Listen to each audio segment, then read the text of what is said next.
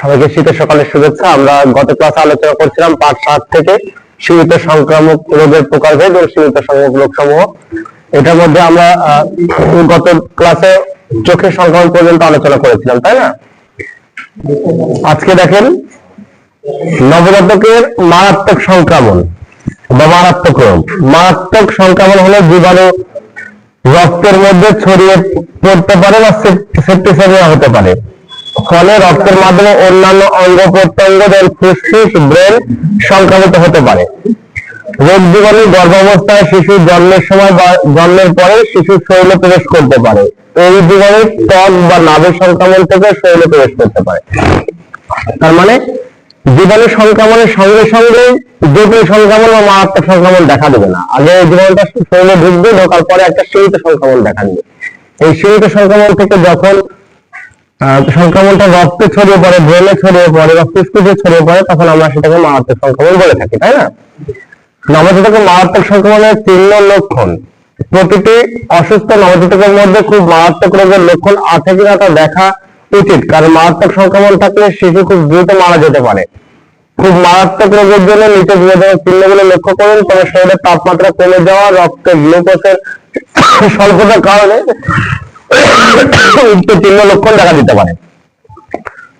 শুধুমাত্র যে জীবাণু ঘটিত জীবাণু মানে সংক্রমণের জন্য যে মারাত্মক সংক্রমণ হয় তা না, শরীরের তাপমাত্রা কমে যাওয়া, রক্তে গ্লুকোজের স্বল্পতা মানে কি রক্তের চিনির পরিমাণ কমে গেলেও এই ধরনের লক্ষণ দেখা দিতে পারে।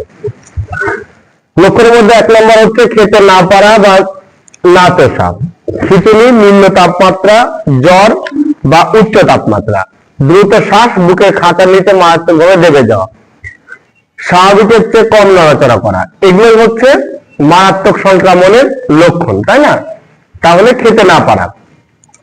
শিশুর খাওয়ার সম্পর্কে মাকে জিজ্ঞাসা করবে, শিশু কি বুকের দুধ খায়? যদি হ্যাঁ হয় তাহলে 24 ঘন্টায় কতবার খাচ্ছে? শিশু কি সাধারণত অন্য কোনো খাবার বা তরল খাবার খায়? যদি হ্যাঁ হয় তাহলে সে 24 ঘন্টায় কতবার খাচ্ছে?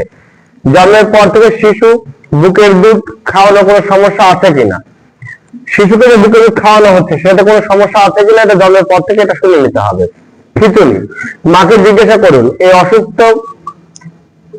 অসুস্থকালীন সময়ে শিশু খিঁচুনি হয়েছিল কিনা। খিঁচুনি বোঝার জন্য স্থানীয় ভাষা ব্যবহার করুন। খিঁচুনি বুঝতে না পারে মা, তাই না? তাই জন্য স্থানীয় যে ভাষা বোঝানো না সেই ভাষা বলতে হবে।